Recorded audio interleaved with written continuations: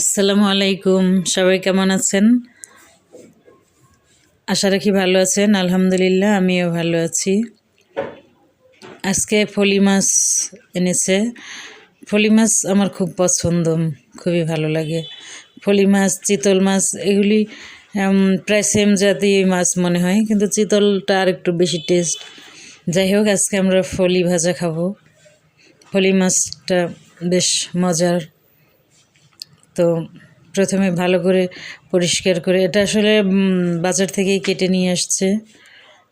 এরপরে ধুয়ে পরিষ্কার করে এখন হলুদ মরিচ মেখে তারপরে তেলে ভাজবো। অনেক সময় হালকা ভেজে ভুনা করলেও ভালো লাগে, তো আমি আজকে তেলে শুধু ভেজে নিব আর কি। আগে আমার নানা বাড়িতে এই পুকুরে অনেক ফলি মাছ হতো। আমরা গেলে মাঝে মাঝেই ধরতো এবং আমরা ভাজি করে আমাদেরকে দিত। আমরা যেহেতু মেহমান, মামার বাড়ি বলে কথা, আমার মামার বাড়িতে আসলে পুকুরে অনেক মাছ ছিল। আমরা যখন ছোট ছিলাম তখন বছরে একবার দুইবার যেতাম। ওইভাবে আসলে আমরা সব সময় নানা বাড়িতে আসা যাওয়াটা আমাদের একটু কম ছিল। বছরে একবার বা 2 বছরে একবার এরকম যেতাম।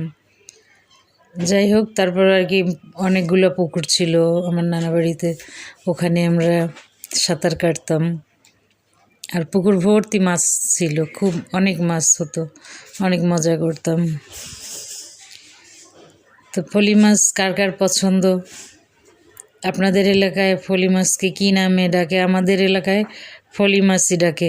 আসলে এটা আরও ভালো কোনো নাম আছে কি না আমার জানা নেই।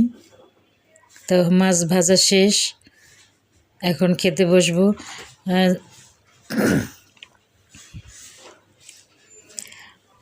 যেহেতু আরও মাছ আছে, শোল মাছ সিম দিয়ে রান্না করেছিলাম, সেই তরকারি পুঁটি মাছও মচমচে করে ভেজেছি, এজন্য ফলি মাছ 3 পিস ভেজেছি, বেশি মাছ।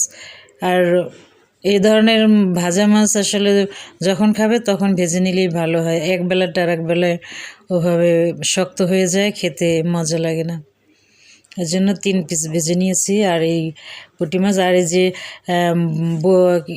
বোথে শাক বলে এটাকে মনে হয়, এক একজন এক এক নামে ডাকে। বোত্তা শাক, আবার ভাত্তা শাক, কে কী নামে ডাকে জানি না।